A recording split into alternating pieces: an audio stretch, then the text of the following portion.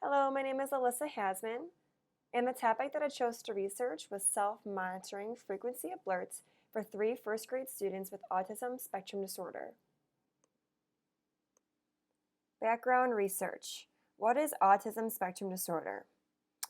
Autism spectrum disorder is a developmental disability that can be identified at an early age due to social, communication, and behavioral difficulties. Many children with autism spectrum disorder often lack proper self-management skills that are essential for controlling, directing, maintaining, and even generalizing behaviors both in and outside of the classroom. This is definitely a big problem because without these proper self-management skills, students may become very disruptive during class, like blurting out. In order to decrease this disruptive behavior and increase self-management skills, students need to be taught how to properly self-monitor the behavior in order to increase these desired behaviors of, for example, raising your hand. What is self-monitoring? Blood, Johnson, Ridenour, and Simmons have determined that there are 2 steps involved in the procedure of self-monitoring. First, the students need to recognize if the target behavior has occurred or not, followed by recording that behavior. So ultimately, self-monitoring requires students to have to observe their own behavior and then determine if that behavior has occurred or not, and then record it in some fashion. And that could be taken in many different ways. Students can use what is called a motivator. It's a vibrating device that a student puts on his or her waistband and vibrates whatever interval time that the teacher decides, and then the student will go and self-record. They can use a watch minder, which is similar to what a motivator is, however, it's just in a watch form. You wear it on your wrist. You can also utilize iPads, cell phones, or the classic paper and pencil in order to self-monitor students' behavior. Upon reviewing research that has been conducted on self-monitoring for students with autism spectrum disorder, it appeared that this strategy was found to be an effective intervention in both increasing on-task behaviors and decreasing off-task behaviors. Self-monitoring has been shown to be an effective intervention to increase on-task behaviors while simultaneously actively engaging the students in their own learning process. This intervention is relatively easy to incorporate into the classroom and easy for the students to manage. It even allows for the teachers to attend to the whole class and the participants to become independent. This strategy is found to be effective in increasing attention, academic productivity, accuracy, reading comprehension, socialization, and on-task behaviors in students with many disabilities, not only autism spectrum disorder, such as learning disabilities, behavioral disorders, moderate to severe intellectual disabilities, and varied mild disabilities. How does this study differ from others? The previous studies have used self-monitoring to increase on-task behaviors such as attending to the teacher or attending to a specific task, or to decrease off-task behaviors such as stereotypic behaviors. This current study differed from all the other research because it focused on decreasing the frequency of blurts in a student. This study also focuses on a younger population, and that is the first grade population. The purpose of the study. The purpose of the study was to examine the effectiveness that self-monitoring with prompts had on the frequency of blurts for 3 first grade students with autism spectrum disorder. The research questions are as followed. Does self-monitoring with prompts decrease the number of off-task behaviors, for example, blurting, during group activities for 3 first grade students with autism? When self-monitoring with prompts is implemented, does it increase the number of times 3 students with autism raise their hand? Are 3 students with autism able to raise their hand during other activities when they use self-monitoring and are provided with prompts? Participant selection. The participants were selected based on teacher referral of students with high levels of off-task behavior, blurting. These referrals were confirmed through direct observation in the classroom. The first participant had 11 blurts, second participant had 10 blurts, and the third participant had 9 blurts. Parents provided consent to allow their children to participate in this study and the students gave verbal assent to also participate in the study. Participants. 3 first-grade male students diagnosed with autism spectrum disorder participated in the study. All students had been in the same self-contained classroom for approximately 7 months and were accustomed to the daily routine. Participant 1 was Marcus. Marcus was a 6-year-old male diagnosed with autism. Marcus was diagnosed when he was 4 years old and had a moderate IQ score. In addition to special education services, Marcus also received speech and language services for communication deficits in the area of articulation and frequency. Participant 2 was Stephen. Stephen was a 7-year-old male diagnosed with autism. Stephen was diagnosed right before entering the 1st grade and also had a moderate IQ score. Stephen had a very short attention span and was getting evaluated for ADHD. Participant 3, Tim, was a 7-year-old male who was also diagnosed with autism. Tim was diagnosed right before entering the 1st grade. Tim had a moderate IQ score and received occupational therapy services for fine motor skills in addition to the special education services he was receiving.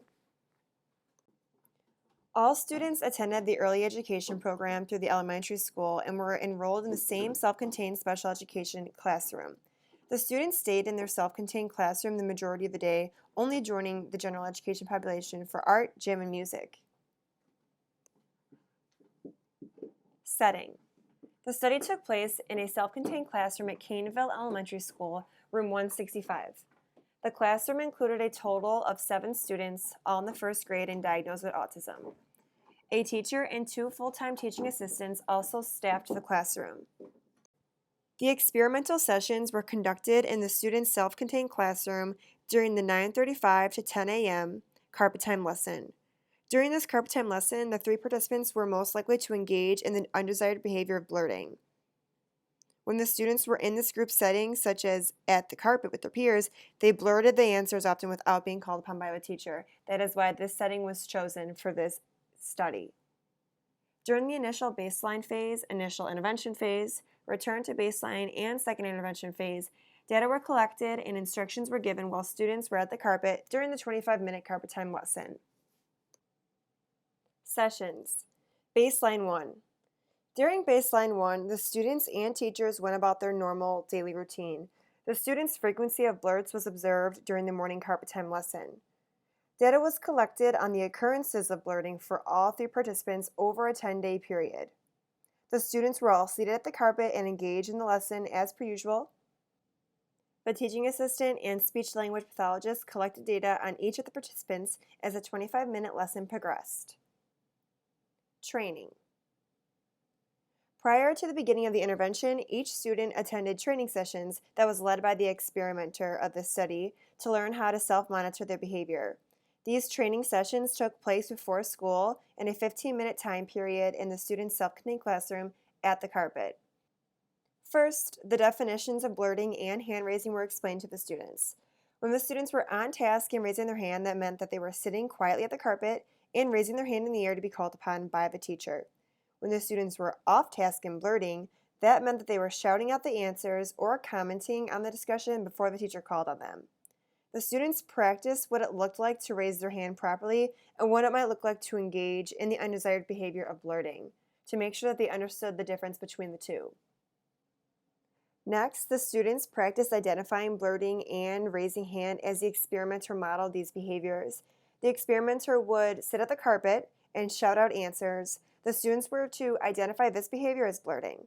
The experimenter would then sit quietly at the carpet and raise her hand while not speaking until she was called upon. Here the students were to identify this behavior as raising hand. Once the students were able to identify the difference between these two behaviors, they were then able to move on to practice utilizing the self-monitoring sheet as the experimenter role-played. So if the experimenter was to raise her hand, the students didn't mark anything on their self-monitoring sheet. When the experimenter would blurt, the students were to cross off one of their images on their self-monitoring sheets. By the end of the role play, the students practiced recording the number of blurts onto a provided self-monitoring graph. The students were required to identify and record the frequency of blurts with 100% accuracy for 2 consecutive days prior to moving on in the intervention. Intervention 1. To begin the first intervention, each student was given a self-monitoring form and a writing utensil. The students were already familiarized with the self-monitoring form from the training sessions prior. The three participants all sat near each other on the carpet so that the teaching assistant could provide prompts as needed. When one of the participants would blurt, the teaching assistant would then immediately point to one of the visual aids to cue the student to cross off one of their images on the self-monitoring form. The student would then follow by crossing off one of the images on his self-monitoring form and hopefully correcting his behavior. We wanted him to correct their behavior by raising their hand, and if this is to occur, then the teacher is to immediately call upon the student. We want this to happen because we want the student to understand that raising their hand is more effective in reinforcing the behavior of blurting. After the 25-minute intervention period comes to a close, the students record their frequency of blurts onto their self-monitoring graph. Recording their data on the graph will be completed after each intervention period to show the student how they are progressing or if they need to improve. Having the students record this information on their own onto the graph gives them a sense of independence, and it also keeps them very motivated and involved in the intervention. Each student is also involved in a reward system, so if each student kept their number of blurts at or below 12 for 2 consecutive days, they were able to choose a reinforcement from a reward menu. The students were allowed 5 minutes of reward time when they reached the criteria of 12 or less blurts in the intervention period. Having this reward system helped the students to stay motivated and interested in the intervention. In baseline 2, the intervention is now removed, and the same procedures as baseline 1 are followed. For intervention 2, the intervention is put back into place, and the same procedures are followed as intervention 1. Generalization. The self-monitoring intervention was conducted in other group settings, such as during math and when participants joined the general education population in art, gym, and music. Follow-up. The observers continued to collect data for each participant for 2, 4, and 6 weeks following the end of the intervention. Instructional materials. Self-monitoring form. Each student was given a self-monitoring form. This form was made to be really easy to use and pretty easy to understand. An example self-monitoring form is located on the right with the 12 images lined straight across. The number 12 was selected because the students blurted on average between 10 and 11 times prior to the beginning of the study during the classroom observation. The images were chosen so that the students made the connection between marking the blurt on the self-monitoring form and sitting quietly at the carpet. This simultaneously gave the participants a reminder that they should instead raise their hand in order to speak. So therefore, if a student were to blurt out, the teaching assistant would immediately point to the visual aid, which will be discussed later on, to remind the student to cross off one of their images on the self-monitoring form. The student would follow by crossing off one of the images. At the end of each intervention period, each student recorded how many images had been crossed off onto the self-monitoring graph. The student found the current day of the week and recorded that data point according to the number of blurts that they had during the intervention period. At the end of the week, the students would connect all their data points to make a visual representation of the trend line. We want to see a decreasing trend line to show that the number of blurts is slowly decreasing throughout the week. And an example self-monitoring graph is located to the right. By graphing this information onto the self-monitoring graph, it clearly shows the student and the teachers the frequency of blurts, and it helps track the progress that the students are making throughout the week. It indicates that the intervention is showing the desired pattern that we want to see, which is a decreasing trend. Having the students involved with graphing their performance also, I think, will help their academic achievement by keeping them really involved in the study and by doing a lot on their own and becoming pretty independent. Teacher visual aid. So the teaching assistant that was involved in this study and helping to implement this plan was provided with this visual aid that's located to the right. This visual aid was chosen because it indicates to the students how they should correct their behavior of blurting, and it helps them to think what they should do instead. which is hopefully to cross off their image on their self-monitoring form, and then correct their behavior by raising their hand. So for each instance of blurting, the assistant immediately points to this visual aid to prompt the student to cross off one of the images on their self-monitoring form. Teacher tally sheet. The teaching assistant kept a tally sheet for each student to record the frequency of blurts and hand raises. An example of a teacher tally sheet is also located to the right. This tally sheet was very important in validating the student's self-recording accuracy also. So at the end of each intervention period, the student and the teaching assistant can compare their information to make sure that they have the same number of blurts recorded. The teaching assistant not only recorded the blurts, but also recorded the hand raises to see if there was a functional relationship between the two behaviors. So this data helps us to understand if decreasing the frequency of blurts simultaneously helps to increase the frequency of hand raises. Reinforcement menu. The students were allowed 5 minutes of reward time if they reached the criterion of 12 or less blurts for 2 consecutive intervention sessions. The students were presented with a menu of reward activities to choose from. For example, they could choose from go on a walk with staff or friend, read a book with staff or friend, or free talk with staff or friend. So as the intervention was implemented, if the students were not showing progress or interest in the reinforcers, changes were made in order to increase the interest towards these reinforcements. Task selection. The students were to sit at the carpet with their classmates just like they did in their normal daily routine. The self-monitoring intervention plan came into play as the students were sitting at the carpet, engaging in the lesson. The students that were not a part of this intervention went about their day routine just as normal. If the students were to blurt out at any time of the lesson, they were to make note of it on their self-monitoring sheet by crossing off one of their images. Design. The effects of self-monitoring on students' blurts was evaluated using a single-subject reversal design with ABAB phases. An ABAB reversal design was chosen because it had the ability to provide a clear demonstration of the existence or absence of a functional relationship. This design showed the effects that self-monitoring intervention had on the frequency of blurts. This design includes a baseline phase, A, and an intervention phase, B, with each phase repeating itself, A2, B2. And the purpose of an ABAB reversal design is to strengthen or validate the functional relationship between the target behavior and the intervention. So the target behavior for this study is blurting, and the intervention is self-monitoring. During phase A, baseline 1, data was collected for 10 consecutive days based on the observation of occurrences of blurts. The intervention was not yet in place and the students went about their normal daily routine. Next, phase B1, which is intervention 1, was implemented and the students were introduced to self-monitoring. Participants used the self-monitoring tool to monitor how many times they blurted at the carpet.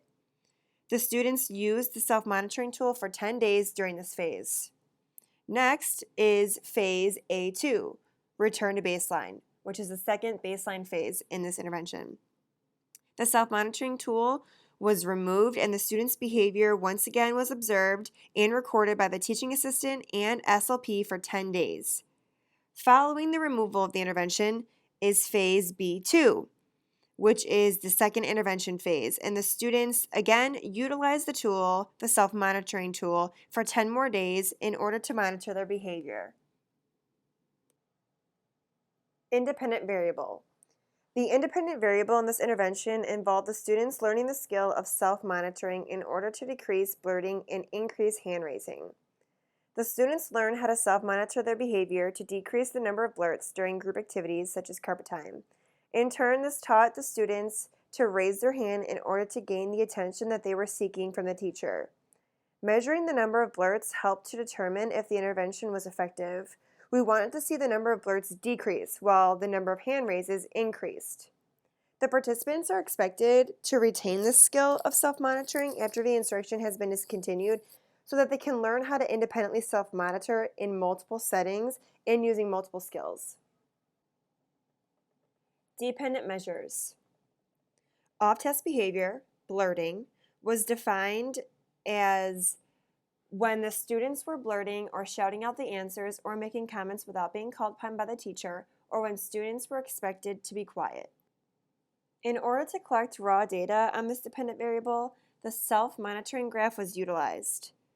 The graph, as shown to the right, shows a descending trend line, which means that as the week progressed, the intervention became more effective by decreasing the number of blurts. Of course, this is just an example graph, but these are the desired results that we would like to see. Data collection and instrumentation. Data was collected by utilizing the self-monitoring form, self-monitoring graph, and teacher tally sheet. The self-monitoring form was utilized every time a participant blurted. Every time they blurted, they were to cross off one of the images on their self-monitoring form, which by the end of the intervention, they were able to count up and see how many times they blurted in that intervention session. The self-monitoring graph helped to collect data by tracking the student's progress throughout their week. By the end of each intervention period, the student counted up the number of blurts and placed that data point into the self-monitoring graph. By the end of the week, we would hope to see a decreasing trend line on the student's self-monitoring graph, which indicated that their frequency of blurts decreased as the week progressed. Teacher tally sheet. Every time a student blurted, the teaching assistant marked a tally in the respective box. If the student were to raise their hand, a tally would be placed in that respective box in order to record that specific behavior. This data helped us to understand if decreasing the frequency of behaviors simultaneously helped to increase the frequency of hand raising. In order to see this relationship clearly, we need to utilize this teacher tally sheet. Data analysis. Experimental control was primarily determined by visually assessing the data. When assessing the data, we are looking for a meaningful change in the data in the desired direction, which indicated a functional relationship between self-monitoring and the frequency of blurts. Initially, the students were blurting at high frequency levels. Therefore, as the intervention was implemented, we hope to see the frequency of blurts follow a decreasing trend line. An example graph of desired results is shown below. It is a sample ABAB reversal design graph and shows that in baseline 1, the data stayed at a high neutral trend line. Once the intervention was implemented, we saw an immediate change in the level of performance. The frequency of blurts reduced and continued to decrease as the intervention progressed. From intervention 1 to baseline 2, we saw another immediate change in the level of performance. The intervention in baseline 2 was taken away, and the students went about their normal daily routine. The removal of the intervention caused an increase in the frequency of blurts. Baseline 2 indicated a high neutral trend line. The last phase in the intervention, intervention 2, continued with a decreasing trend line. This is just a sample graph indicating the desired and expected pattern for this design. Another way to indicate a functional relationship was by assessing overlap and variability. So for example, by looking at this example graph, it is easy to see and determine that there was very little overlap and very little variability. Another way to assess data was by making a similar bar graph as shown below in order to determine the relationship between decreasing blurts and increasing hand raises. During intervention, the teaching assistant tallied the frequency of hand raises and blurts. By putting all this information into a bar graph, it was easy to determine that there is a functional relationship. This graph indicated that as the number of blurts decreased, the number of hand raises increased. And this is exactly the pattern that we were looking for by the end of this intervention. Reliability. So not only did the students go through training to learn how to self-monitor their behavior, but the two observers also attended training sessions. The teaching assistant and SLP attended 2 guided practice sessions with the experimenter that lasted 30 minutes. During training sessions, the observers watched a video of children who blurted during class discussion. The professionals sat side by side and tallied the occurrences of blurts and hand raises on the same teacher tally sheet that will be utilized during the intervention. By the end of the video, the professionals compared the results. Inter-observer agreement was calculated by taking the number of agreements divided by the number of agreements plus disagreements and multiplied by 100. Training continued until the professionals reached an agreement score of 100% for 2 consecutive trials. Reliability was calculated for 30% of all sessions. Procedural reliability. In order to ensure fidelity of implementation, the teaching assistant followed a checklist while implementing the intervention. The checklist consisted of 9 critical steps for correct implementation across sessions. The SLP observed 30% of all sessions to ensure fidelity. Procedure reliability was calculated by dividing the number of variables implemented correctly by the total number of variables and multiplied by 100. The 9 steps are as followed. Make sure students have self-monitoring form and writing utensil. When students blurt, point to visual aid immediately. If you are on second week of intervention, wait 5 seconds and then point to the visual aid. Make sure that students cross off "sh" image. Record frequency of blurts and hand raises on teacher tally sheet. When intervention period is over, compare your tallies to students' self-monitoring data. Instruct students to count total number of blurts. Assist students as needed as they record data into self-monitoring graph. Show students where to put materials away. Provide reinforcement if earned according to the required criterion. Social validity. In order to obtain feedback on this intervention, the experimenter administered the adapted version of the Children Intervention Rating Profile to the participants and the adapted version of the Intervention Rating Profile 15 to the adults involved in the study. This rating profile, as shown in the next slides coming, provided pre- and post-intervention questions ranking the aspects of the intervention from strongly disagree to strongly agree and assessed the social validity, effectiveness, relevance, and acceptability of this intervention. This information helped to gather feedback on the intervention and determined if the participants and interventionists thought if it was an effective intervention. This information was also used to determine if the intervention was relevant and doable in their setting. By collecting this feedback from the participants and interventionists, it helped to determine if changes needed to be made to the intervention. The questions in the pre-adapted version for the Child Intervention Rating Profile are as followed. The program we will use sounds fair. I think my teacher will be too harsh on me. Being in this program may cause problems with my friends. There are better ways to teach me how to refrain from blurting. This program will help other kids too. I think we will like being in this program. I think being in this program will help me do better in school. Questions in the post-adapted version for the Child Intervention Rating Profile are as followed. The program we used was fair. I think my teacher was too harsh on me.